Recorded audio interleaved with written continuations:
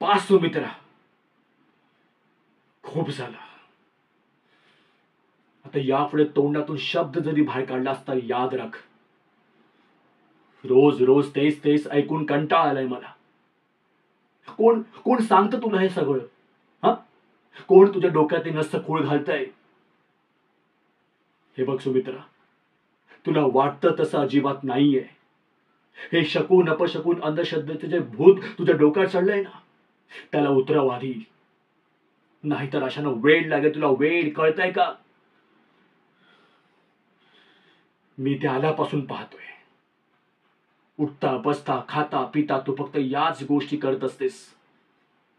अगं, त्यापेक्षा आपल्यासोबत काहीतरी चांगलं घडेल असा विचार कर ना. आपण नाही, तसा विचार तुझ्या मनाला सुद्धा शिवत नसेल, नाही का?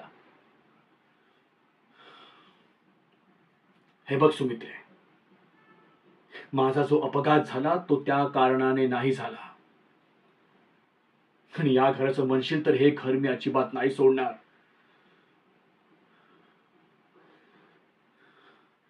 हे घर माझं स्वप्न आहे सुमित्रे. मोठ्या कष्टाने मी हे घर उभं केलंय. हे घर मी नाही सोडणार. आणि यापुढे जर माझ्या मागे असा तागादा लावलास तर मी तुला सोडेन.